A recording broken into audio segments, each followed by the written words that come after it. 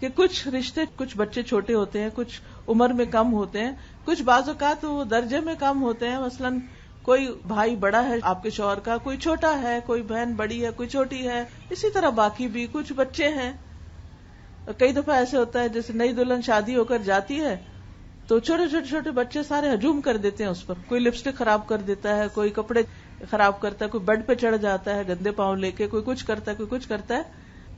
تو اس میں انسان کو بڑے صبر و ضبط کا مظاہرہ کرنا پڑتا ہے. کچھ مہمان تو 2-4 دن میں چلے جاتے ہیں، لیکن کچھ مستقل اسی گھر میں رہ رہے ہوتے ہیں، یعنی کمبائنڈ فیملی سسٹم ہوتا ہے. ان بچوں کو روز دیکھنا پڑتا ہے، روز برداشت کرنا پڑتا ہے. تو وہاں کیا کرنا چاہیے؟ وہاں پھر نبی صلی اللہ علیہ وسلم کا یہ حکم ہے، چھوٹوں کے اوپر رحم، سختی کا معاملہ نہیں، شفقت کا معاملہ، سمجھانے کا معاملہ. کیا کہہ کے اگنور کر سکتے ہیں، درگزر کر سکتے ہیں، کوئی بات نہیں، چھوٹے ہیں نا، چھوٹے ایسے ہی ہوتے ہیں. میں تو بڑی ہوں نا، یعنی وہاں اللہ نے آپ کو بڑا بنایا تو آپ بڑے بن کے رہیں. اور بڑے بننے کا مطلب تکبر کرنا نہیں، بڑے بننے کا مطلب چھوٹوں کے ساتھ شفقت اور نرمی کا سلوک کرنا ہے. تو اس سے آپ دیکھیے کہ بچہ بچہ آپ سے محبت کرنے لگے گا. اور یہی آپ کی کامیابی ہے کہ آپ ہر بچے کو امپورٹنس دیں، اریٹیٹ نہ ہو کہ یہ بہت شور کر رہے، یہ بہت باتیں کر رہے، یہ بہت بدتمیز ہے، یہ ایسے ہے، یہ ویسے. نہیں، آپ ان کے دل جیتیں، آپ ان سے محبت کریں، وہ سارے آپ کے پیچھے لگ جائیں گے. آپ ان کو کہانیاں سنائیں، آپ ان کی پسند کی کوئی کھانے کی چیز دیں، آپ ان کا حال پوچھیں، ان کو کوئی تکلیف ہو، چوٹ لگ جائے، کچھ ہو جائے، آپ کیئر کرنے والے ہوں، آپ سمجھیں یہ میرا فرض ہے.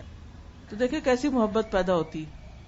آپ ان کو گلے لگائیں، آپ ان کو پاس بٹھائیں، آپ ان کے چھوٹی بچیاں ہیں تو کسی کو لپسٹک لگا دے، کسی کو کچھ کر دے، تو آپ دیکھیں گی کہ وہ آپ کی گرویدہ ہو جائیں گی. تو جس لڑکی کے گواہ بڑے بھی ہوں اور چھوٹے بھی ہوں، دونوں طرف کی گواہیوں کی بہت اچھی ہے، تو آپ خود سوچئے کہ اس کی کیا ناموری ہوگی، اور اس کا اس گھر میں کتنے قدم جمیں گے، اور کتنی برکت ہوگی، اور کتنا اس کے لیے آگے بڑھنے پھلنے پھولنے کے مواقع ہوں گے.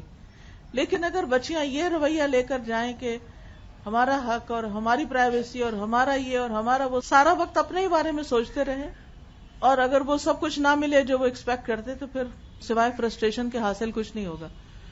اب نہ آگے کا راستہ رہتا ہے، نہ پیچھے کا، نہ وہاں دل لگتا ہے، نہ پیچھے جا سکتے ہیں ماں باپ کے گھر، کیونکہ وہاں رہنا بھی مشکل ہے. شادی کے بعد اگر لڑکی ماں باپ کے بھی گھر آتی ہے تو وہ گھر اس کے لیے ویسا نہیں ہوتا. یہ بھول ہوتی ہے کہ ہم اپنے ماں باپ کے گھر بڑی عیاشی کرتے تھے، اور اس دھوکے میں لڑکیاں کہتی چلو واپس چلتے ہیں، جا کے پھر وہی عیاشی کریں. اب وہ بات نہیں رہتی، اب ویسا نہیں رہے گا، ہر چیز بدل چکی ہے. اس لیے سوچ سمجھ کے واپسی کا راستہ اختیار کیا جائے، اور اس گھر میں جگہ بنانے کی کوشش کی جائے. اور جگہ بنانے کے لیے، ایک مقام پانے کے لیے کچھ قربانی کرنی پڑتی ہے، کچھ صبر کرنا پڑتا ہے، کچھ اپنے دل پہ جبر کرنا پڑتا ہے.